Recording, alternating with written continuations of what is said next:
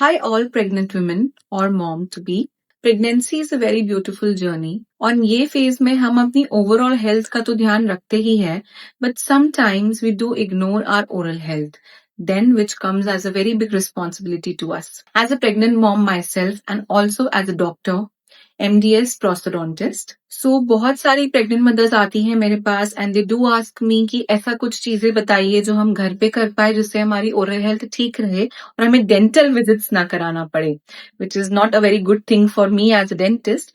But yes, I would like to share some small common problems and their solutions, and आप घर पे अपनी oral health को कैसे ठीक रख सकते हो.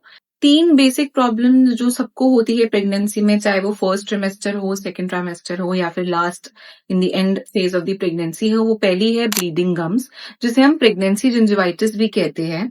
अब एज यू ऑल नो, इतने सारे हॉर्मोन्स बढ़ते हैं घटते हैं प्रेगनेंसी में, तो बिकॉज ऑफ दैट बॉडी में बहुत सारे चेंजेस आते हैं. और सबसे पहला जो मैनिफेस्टेशन बोलते हैं, ओरल मैनिफेस्टेशन जो दिखता है, वो हमारे गम्स में दिखता है. तो जिससे गम्स बहुत ब्लीड करते हैं.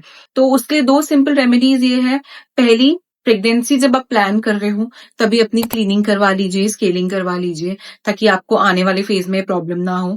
दूसरा, व्हाट यू कैन डू कि बहुत जेंटल ब्रशिंग करिए, बहुत ज्यादा तेज नहीं, और बहुत सॉफ्ट ब्रश यूज करिए. कभी कभार इतना सारा हम एड्स देखते हैं, बहुत टाइप ऑफ ब्रिसल्स आते हैं, मल्टीपल ब्रिसल्स आते हैं, बट नो, ये सब अभी यूज करने का जरूरत नहीं है. सिर्फ सॉफ्ट ब्रिसल्स यूज करिए, दैट्स इट.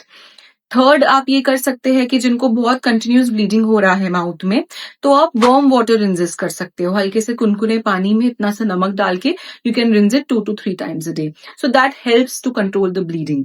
सेकेंड प्रॉब्लम आती है बहुत लोगों को मॉर्निंग सिकनेस की, जिसे हम नौशिया कहते हैं, जो जनरली फर्स्ट ट्राइमेस्टर में बहुत लोगों को रहती है, एंड कुछ लोग को सारे तीनों ट्राइमेस्टर में ही ये प्रॉब्लम होता है. तो इसकी वजह से स्टमक में जो एसिड प्रोड्यूस होता है वो माउथ में भी आता है, जिसकी वजह से हमारा जो एनामल होता है, तो सबसे ऊपर की लेयर होती है, वो धीरे धीरे गलने लग जाती है, और उसकी वजह से हमें सेंसिटिविटी होने लगती है. नाउ थर्ड प्रॉब्लम की बात करते हैं. बहुत सारी प्रेग्नेंट मदर्स को बैड ब्रेथ के भी इश्यूज आते हैं. अब इतने हॉर्मोन्स आ रहे हैं, हमारी क्रेविंग्स बहुत होती है, शुगर क्रेविंग्स बहुत होती है, नमकीन की क्रेविंग्स बहुत होती है, जिसकी वजह से माउथ का टेस्ट बहुत ऑल्टर होता है.